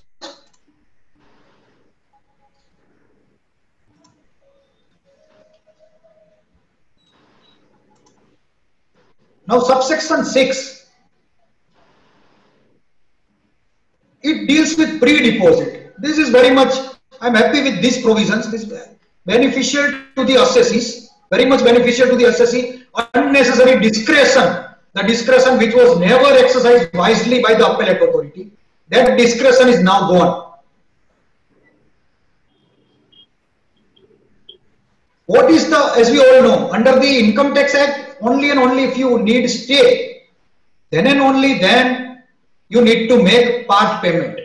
Otherwise, even if you do not require a stay, without a payment, without single penny, your appeal can be heard on merits. But under the indirect taxes, the appeal can be heard on merits only if the pre-deposit is made. Now, pre-deposit under the VAT, the provisions where you need to pay entire tax. But if a case is made out, the pre-deposit can be waived, lesser pre-deposit can be directed, or pre-deposit can also be in the form of security. But here that discretion is taken away. The appeal can be filed under the GST Act. The pre-deposit is as follows, clause A and clause B. Admitted tax, admitted interest, admitted fine, admitted fee, admitted penalty, you need to pay in full. It is very much obvious. The amount is already admitted. You need to pay in full. Only and only then your appeal would be admitted and it would be heard on merits. For disputed tax, only 10% of remaining amount of tax in dispute is required to be paid. Admitted tax you need to pay in full, but for disputed only 10%. Earlier model law 10% of total amount of that. But thereafter representations were made, and as against the words total dues, the words replaced by tax. The word replaced was tax. So admitted tax, interest, penalty, fine, you need to pay in full. But so far as disputed amount is concerned, only 10% of tax. The remaining 90% of tax you need not pay. No amount of interest is required to be paid. No amount of penalty is required to be paid. So the pre-deposit is automatic. Another important aspect, most of the people are not aware that this pre-deposit is not required to be paid always in cash. You can make the payment of pre-deposit either by debiting cash ledger or by debiting credit ledger. Admitted tax પણ તમે cash ledger માંથી credit માંથી debit કરી શકો છો. And so far as the disputed tax is concerned, if you have input tax credit balance, you can make the pre-deposit by debiting your credit ledger also. And if you do not have input tax credit balance, then you can make the payment by debiting the cash ledger. So there is no requirement of strictly payment in case. It can be partial also. Say 1 lakh is required to be paid. You have 50,000 in your credit ledger. Then pay. You can adjust 50,000 through credit ledger, and 50,000 can be adjusted to cash ledger. This is also welcome provision. Another welcome provision for assessee is subsection 7. Once you make the admitted, once you pay the admitted tax, once you pay 10% of tax, the stay is automatic. Stay order levanu nathi. The stay is automatic. The stay is deemed to be granted. You need not apply for stay. The stay is also not for a limited period. The stay will be in operation till the disposal of the first appeal. Subsection 8, obvious opportunity is to be given to the appellant. Subsection 9, adjournment can be granted, but adjournment cannot be granted more than 3 times.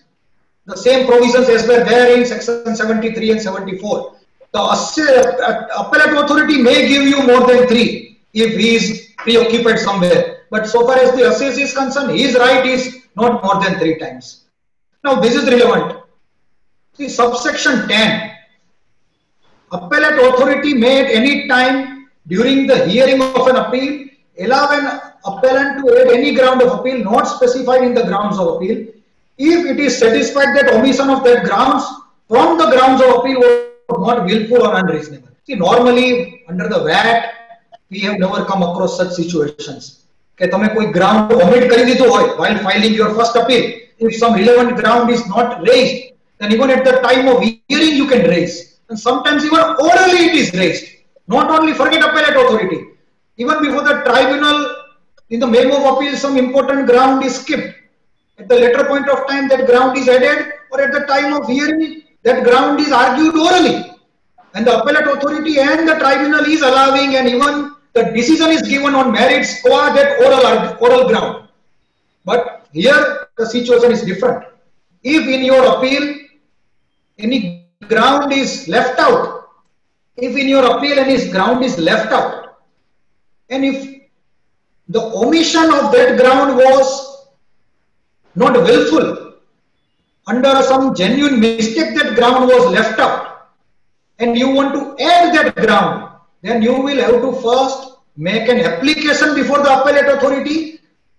You will have to request that concerned appellate authority to allow the ground to be added, and if the appellate authority allows, then and only then ground will be added, and then and only then it will be decided on merits. So it is in the interest of the tax fraternity that one, you file an appeal much in time, don't wait for the last dates. You know the systems, you know the GST network, don't wait for the last dates. You know that delay cannot be condoned beyond a particular period. You know that you need a stay, and at the same time one also needs to see that if the facts are not stated properly, it would be okay to some extent. But the grounds, the decision are on the grounds. Ground number 1 is allowed, ground number 2 is rejected, ground number 3 is partly allowed, ground number 4 is withdrawn. The decision is on the grounds. If a ground is not raised, you will have to take leave of the appellate authority. Appellate authority may allow, may not allow. Say state GST માં તો આવડું તમને નહીં ખબર હોય કે ground પાછળથી add કરવાનો હોય, તમને પરમિશન આપવી પડે, etc., etc. But the officers of CGST are very smart. They are very much aware of the provisions. If an application is not made for adding that ground of appeal, they will not decide that ground. And even if you make an application for adding that ground, if a case is not made out to ground, add કરવાનું allow નહીં પણ કરે. But most cases, it would be in the interest of justice to permit an assessee to add additional ground. Last is appellate authority has all the powers. He can pass just and proper order. But still it is clarified. He can confirm the adjudication order. He can modify. He can dismiss your appeal and confirm the order. He can allow or partly allow your appeal and modify the assessment order. He can even annul the order if there are grounds that the order is without jurisdiction, it is time barred, notice is time barred, etc., etc. The order can be set aside also. But This power he does not have. He cannot refer the case back to the adjudicating authority. He cannot remand the matter back to the adjudicating authority. So he can confirm the order, he can modify the order, he can set aside the order, but he cannot remand the matter. So even if there is a violation of the principles of natural justice, normally the tribunal will remand the matter back. Normally the High Court will remand the matter back. But appellate authority expressly the powers are taken away. He cannot condone the delay beyond 30 days. He cannot remand the case back to the adjudicating authority.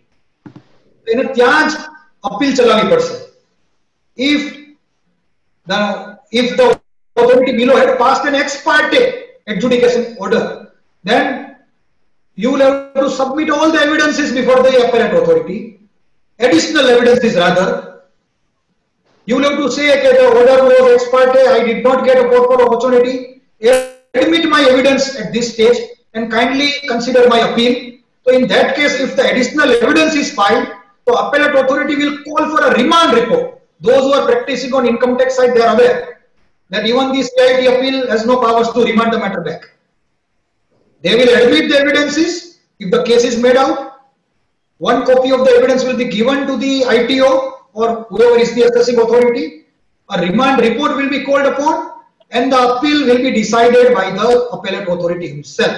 That is to be kept in mind. So all types of order can be passed except remand. This is okay.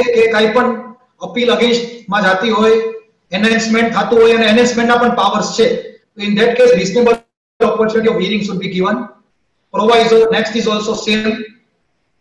This is relevant, provided further the appellate authorities of the opinion that any tax is not paid or short paid or erroneously refunded.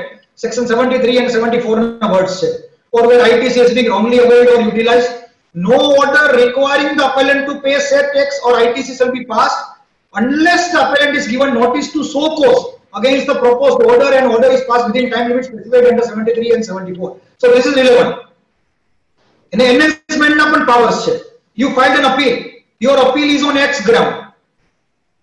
That ground is dismissed. But while hearing your appeal, appellate authority comes to a conclusion that adjudicating authority has made some mistake. Haji બીજી ITC recover કરવાની હતી. So appellate authority can also do so. But he has to follow the procedure provided in section 73 and 74. Time limit of issuance of notice, time limit of passing of order, voluntary payment before notice, voluntary payment after notice, voluntary payment after order. આ બધી procedure એને follow કરવી પડશે. Subsection 12 everyone knows, they પણ decision આપે, એમના orders માં reasons આપવા પડશે. This is relevant. Subsection 13 જ્યાં સુધી શક્ય હોય ત્યાં સુધી 1 વર્ષમાં order કરવાનો. એવું નથી કે 1 વર્ષમાં નો થાય એટલે ટાઈમ બાદ થઈ જાય. ટાઈમ બાદ થાય તો loss assessee ને છે. If it is assessee's appeal, it is his loss. Like you cannot say that after 1 year it is passed or it is time back. But you can always say that 1 year is already over. Why such delay? So as far as possible, જ્યાં સુધી શક્ય હોય 1 વર્ષમાં appellate authority has to issue the final order. Again, proviso, if there is a stay against the decision of the appellate authority, then the period of stay will be excluded for competing period of 1 year. Next is, when the appeal is disposed of, order is required to be communicated both to the appellant and to the adjudicating authority. Last is subsection 15 procedural છે, appellant કોને order communicate કરવા, not at all relevant. Subsection 16 it says the order final છે, obvious છે. If you do not file a second appeal before the tribunal, the order will be final. If there is a no rectification application, the order is final. But if you take it in further appeal, that order will be subject to the decision of the first appellate or subject to the decision of the higher forum.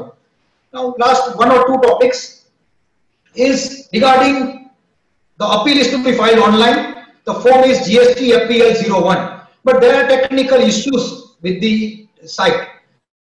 In the site, only demand order and registration order, DRC 07, the demand order can be challenged. And if your registration is cancelled, that can be challenged. But if a refund is rejected, there is no option for challenging that. In that case, you want to take screenshot and file the appeal manually before the department. Even if you file appeal online, manually 1 copy is required to be submitted. That copy is required to be submitted within 7 days. તમે appeal સમયસર કરી છે તો within 7 days ડિપાર્ટમેન્ટમાં hard copies આપી દેવાની છે. Within 7 days the hard copy is submitted, then date of filing appeal would be the date on which the appeal was filed online. But if the hard copy is submitted with the department after 7 days, after expiry of 7 days, so the date on which hard copy is filed, that will be treated as the date of filing appeal. Next is about fees. Please keep in mind that for filing appeals, first appeals, there is no fees. No fees are required to be paid. Not a single rupee. कोई court fee stamp पण भरવાની નથી. Only pre-deposit, which is 10% of tax, stay is automatic. Pre-deposit can be by debiting cash ledger, can be by debiting your credit ledger. No single rupee is required to be paid. Second appeal માં છે. So for a second appeal before the tribunal is concerned, the fee is 1,000 per 1 lakh. For 1 lakh dispute, the fees is 1 lakh and maximum 25,000. But so far as first appeal is concerned, no fees are required to be paid. Last is about additional evidences. જે મેં explain કર્યું કે ground જો skip થયું હશે તો પણ તમારે permission લેવી પડશે to add that ground. Similarly, evidences જે પણ તમે first appellate authority ને submit કરશો, those evidence should be the same as were filed before the adjudicating authority. The evidences which were not filed by the adjudicating authority will not be admitted and considered by the appellate authority. See, VAT માં તો આપણે એવું જોયું છે કે assessment માં કાઈ submission ન આપ્યા હોય, first appellate authority માં તમે C form આપો, બધા evidence આપો અને consider પણ કરે, tribunal માં પણ આપો અને consider કરે. But like income tax, if the evidence is not submitted before the adjudicating authority, appellate authority or tribunal will not consider that evidence. You will have to make out the case કે નીચે તમે શું કામ submit ન કર્યા, why those evidences were not submitted before the authority below, what was the reason. Whether you will have to make out that the order was ex parte, I submitted the evidences but those evidences were not admitted, or વ્યાજબી કારણ હતા no submit કરવાના. If the case is made out, only and only then the evidences will be admitted by the appellate authority. આ બધું SGST પાસેથી તો expect ના કરી શકાય, but CGST will be prepared by with all these things. So if you want to submit additional evidences, you will have to make out the case that why you were prevented from submitting those evidences before the adjudicating authority in section 73 or 74 proceedings. If you are able to make out, then and only then those additional evidences will be admitted. And admit thase પછી એના ઉપર straight away decision નહીં આવે. One copy will be given to the adjudicating authority. Adjudicating authority પાસે remand report મગાવશે, and after hearing both the sides, a decision would be taken by the appellate authority on its own merits. So this is all about section 74, 73, 74, 75 and section 107 of the Goods and Services Tax Act. Thank you all. This is all what I wanted to bring it to the notice of my friends and seniors in the profession. Thank you all for giving me a patient hearing, and I would request all to stay safe. Thank you so much. Thank you, Apurva bhai. It was a wonderful session of almost 2 hours.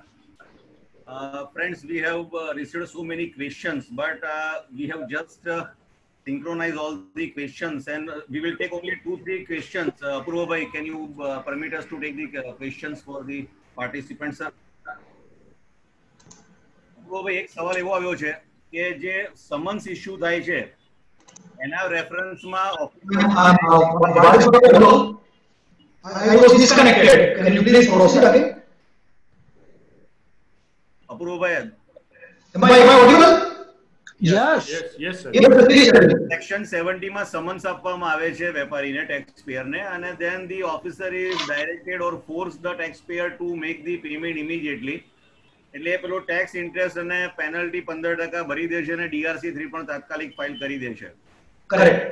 એ સંજોગોમાં કદાચ એ 73 માં કરે અથવા તો 74 માં કરે DRC, તો આ સંજોગોમાં એના કેસમાં એ અપીલ કરી શકે સાહેબ? The answer is no, because if it is payment in DRC 03, then an acknowledgement will be issued in DRC 04 and conclusion of proceedings will be issued in DRC 05. One can file appeal only if an order is issued in DRC 07. DRC 03 is a voluntary payment. The matter will come to a closure. You cannot file an appeal. The only option one, sorry, yes, please. The only option assessee has is to immediately bring it to the notice of the authority that this was a coercive payment or under mistaken advice I had made the payment. It was under duress. The statement is retracted. Kindly keep the amount with you, but please pass the order so that I can file an appeal. માની લો કે કદાચ એને એવું કોઈ 2-3 દિવસમાં affidavit કે statement નથી આપતો એ અને 2-3 મહિના પછી કે 6 મહિના પછી એવું આપે છે કે કાઇન્ડલી પાસ ધી ઓર્ડર, અથવા તો DRC3 માં એ જ્યારે DRC3 ફાઇલ કરે છે ત્યારે એવું લખે છે કે ભાઈ આ હું વિથ ઓબ્જેક્શન અથવા તો અંડર પ્રોટેસ્ટ ત્યાં એવા કે રિમાર્ક્સ આવે છે એવું લખીને કરતો હોય તો એના રાઇટ્સ અપીલના ઉભા રહે. See, I have come across the statements wherein assessee એવું ઘણીવાર લખતા હોય છે કે વાંધા સાથે ભરું છું, અપીલનો હક અબાધિત રાખું છું and so on and so forth. But DRC 03 itself is a voluntary payment. When it is a voluntary payment, you cannot say that though it is voluntary, but I reserve my right to file an appeal, because law does not permit that. But you can always say this is a new law. I made the payment under pressure. All right. Under the mistaken advice of the revenue, I made the payment with my view was that I would be allowed to file an appeal. But later on it came to my knowledge. So in that case, if there are merits in your case, so immediately retract કર્યું હશે તો એમને order કરવો પડશે. Otherwise, High Court in a writ would pass an order in the favor of the assessee. But if the retraction is made at a later date, say after 5-6 months, then each and every case will be decided on the merits by the High Court. કે ભાઈ આ claim genuine જ છે. If the merits are genuine, then why would I admit the payment? That too in section 74. But I am quite sure કે કોઈ પણ કેસમાં તમે 24 કલાકમાં રિટ્રેક્ટ કરો, 48 કલાકમાં કરો. એકવાર DRC 03 પાસે ડિપાર્ટમેન્ટનો ઓર્ડર પાસ નહીં જ કરે. Only option is to approach higher authority or the jurisdictional high court. એક અપીલમાં આપણે જે એડ કરી ના શકે કોઈ પણ ગ્રાઉન્ડ્સ એને અપીલમાં એડ કરવો છે then he will have to take the permission of the appellate authority. It is a discretion of the appellate authority. But if he says that I want to alter or amend, then he can do it because only addition is written. If the alteration of the grounds of the appeal, that can be done. Grounds can be amended. If some amendments are required in the ground or amendments, that can be done. But if altogether a new ground is required to be added, it is not required to be done. Right? Then you need to take leave of the authority. And second question is about appeal is કે જે બે criteria છે disputed અને અનડિસ્પ્યુટેડ માં, if applicant is telling કે સાહેબ મારો તો આ એન્ટાયર એડિશન છે ડિસ્પ્યુટ માં છે, so whether the discretion is given to the appellate authority કે એવું કહેશે કે ના આ તમારું ડિસ્પ્યુટ માં નથી, આ અનડિસ્પ્યુટેડ છે એવું. I followed your question. The answer is that if a ground is raised in your memo of appeal, then it becomes a disputed amount. The discretion is not with the authority. The amount which is admitted in the returns, that is required to be paid. I followed your question. Say for example, you are willing to contest one ground. The department says that this ground is already held in favor of the revenue by some judgment of tribunal or high court. But you can always say that in my memo I have raised this ground and I want to keep this ground alive. If a ground is raised in my memo, the revenue cannot say that this is an admitted amount. It becomes disputed. If a ground is raised, it becomes disputed. Admitted according to me is admitted in the returns, and that amount for which no ground is raised. Right, sir. So what we understood is that once it is raised in the grounds of appeal, it becomes disputed. The entire addition or entire demand which has been raised, it is a disputed amount according to the appellant. Correct. The appellate authority have no jurisdiction to dispute about whether it is a disputed or undisputed. It is a dispute on the side of the appellant, sir. Correct. Right, sir. In fact, and last thing is that for pre-deposit hearing never happens so far as GST is concerned. Right. While filing your appeal online, you have to state what is admitted and what is disputed. Correct. And the system itself will calculate your pre-deposit. Correct, sir. And whenever you file an appeal, at that time the pre-deposit stage is already over. Right, sir. Right. Thank you so much, Apurva bhai. It was really very wonderful and informative session. Now, without taking any of the other questions, I request the president to go for the further proceedings. Thank you so much, Apurva bhai. Thank you. Thank you, Varish bhai. It was a very exhaustive session by Apurva bhai, and he shed light upon very intricacies which might not have been discussed till date.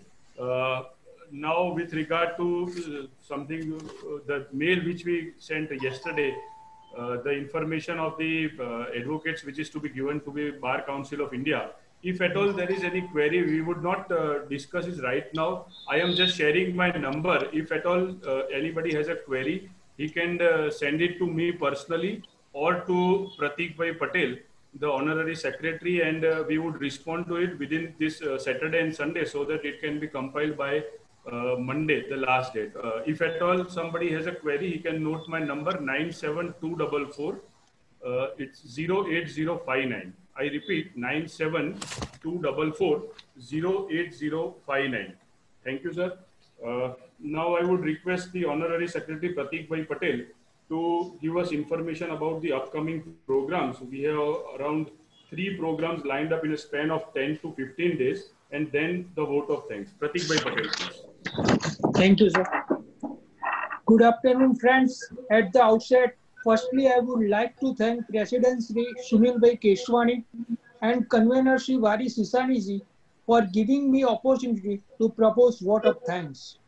On behalf of Tax Advocate Association Gujarat, the eminent speaker of the day, Advocate Sri Apurva Mehta, for giving his talk on overview of appeal proceeding under GST Act and demand and recovery under Section 73 and 74 of GST Act. I would extend our deep sense of gratitude toward the speaker for sharing his knowledge on the topic which concerns all of us.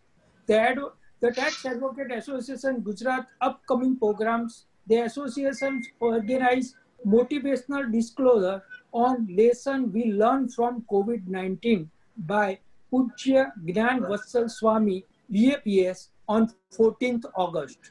The Independence Day celebrations and tribute to martyrs on 15th August.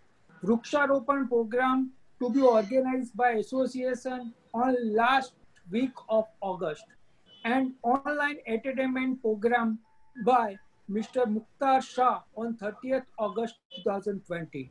Details of the same will be shared in due course of time in your registered mail ID. Lastly, I would like to appreciate and acknowledge the strength and support provided by all the delegates present here and make our webinar successful. Thank you.